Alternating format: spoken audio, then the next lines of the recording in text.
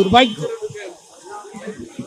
50 বছর হয়ে গেল বা 55 বছর হয়ে গেল স্বাধীনতার, এখনো মানুষকে তার ঘরের ভিতরে পানিতে ডুবতে হয়।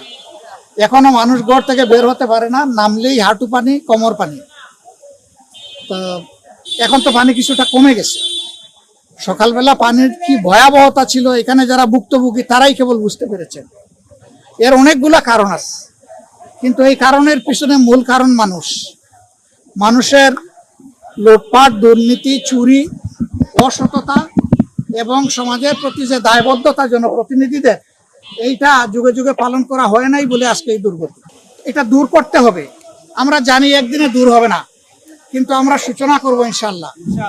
আমরা আমাদের অবস্থান থেকে আজকে চেষ্টা করেছেন আমাদের সহকর্মীরা মানুষকে পাড়ে একটু সহযোগিতা করতে, বিভিন্ন ভ্যান ভাড়া করে ঘরে ঘরে একটু খাবার পানি পৌঁছায় দেওয়ার চেষ্টা করেছেন।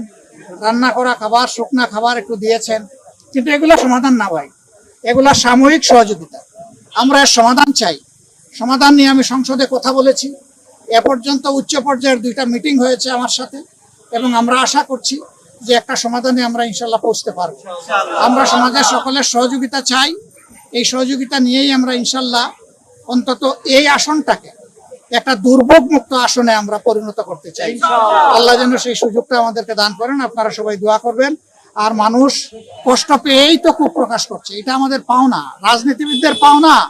যুগে যুগে আমরা তাদের সাথে যে আচরণ করেছি, এই আচরণের কারণেই আজকে এই ক্ষোভ তখনই মিটবে যখন তারা দৃশ্যমান কোনো উন্নয়ন দেখবে, এই সমস্যার যখন দীর্ঘস্থায়ী সমাধান দেখবে, তখন এই ক্ষোভটা মিটে যাবে ইনশাল্লাহ। এটা থাকবে না, তখন এই ক্ষোভটাই দোয়ায় পরিণত হয়ে যাবে।